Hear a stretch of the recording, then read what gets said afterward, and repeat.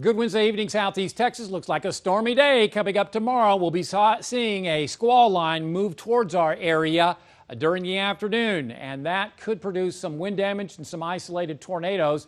Our chance of severe weather has been elevated, at least through the eastern and southeastern sections of Southeast Texas, to a 30% chance.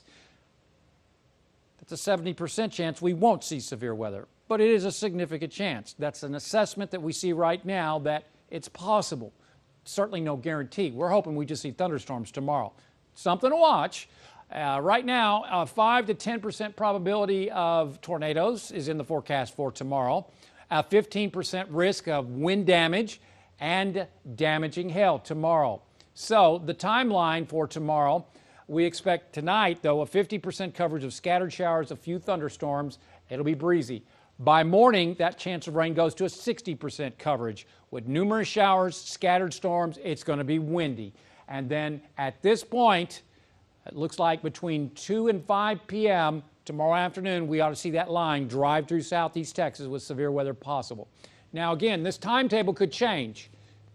We don't have a line yet. When the line forms, then the models are really going to do a better job as far as timing it out. 2 to 5 p.m. right now, could be earlier than this. So it's kind of tentative, but that's the way it's looking at this point right now. Do you know the difference between a watch and a warning? A watch means that we've got all the conditions favorable for for severe weather. I think we're going to be placed under a tornado watch tomorrow. Now, if a warning occurs, that's when you need to take action. We could see some severe thunderstorm warnings, maybe some tornado warnings tomorrow. It's possible with what we're seeing. So what does it take to be defined as a severe weather? Well, tornadoes are severe, obviously. Damaging winds. Winds have to be 58 miles an hour or greater. If you have 50-mile-per-hour winds, technically it's not severe. It's got to be 58 or greater. And hail, it's got to be at least 1 inch or greater. That means marble not going to cut it. Just because you have pea or marble-size hail, that's not severe. So there's your definitions. Power outage index for tomorrow, there is a moderate risk that we could see some power outages, low to moderate risk across the area. Otherwise, flash flooding, not a real concern at this time, looking at 5 to 10% probability of that happening. 1 to 3 inches, some isolated 4 to 5 inch totals are possible. Otherwise, this front is going to sneak into the lakes area. Then this low will move up the coast and drive that line of thunderstorms into our area. Look at the snow developing in the Trans-Pecos. This will spread over towards the Permian Basin and western hill country, and that's why they have winter storm warnings out there. To the west of San Angelo, over towards Odessa, and just east of Odessa, they could see maybe 15, 16 inches of snow. Flash flood watches just west, including Houston, back over towards Tyler. We have a wind advisory over our area, but look at the snow. As you can see, over towards Odessa, back over to near and west of Fort Stockton, a good 15, maybe 16 inches of snow out that way. Otherwise, it's all being caused by this upper-level low-pressure system. It's going to sneak on into Texas by tomorrow morning, and that is going to cause large-scale lift across our area, and that will help drive the potential for severe weather. In addition, see this bright yellow?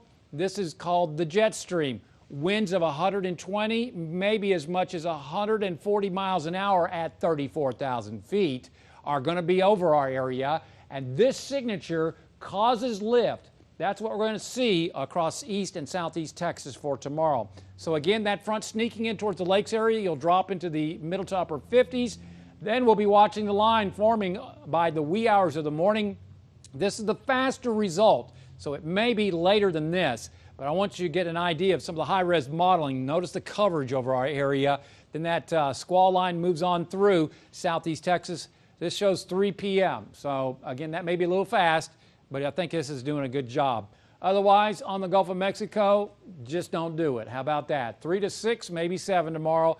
Small craft advisory probably will be issued. We'll look at southeast winds at 15 to 20 knots. Our forecast tonight, 50% coverage, some showers and some thunderstorms. Winds 20, maybe 25 along the coastline, looking at lows in the mid to upper 50s lakes, low to mid 60s in the triangle. Everybody going to see rain tomorrow. It's just what kind of severe weather. Hopefully we don't see it tomorrow. I think there's a chance, obviously. It's going to be windy. We'll likely see wind gusts 30 to 35 miles an hour, and that's not because of thunderstorms. It's just because of a tight pressure gradient.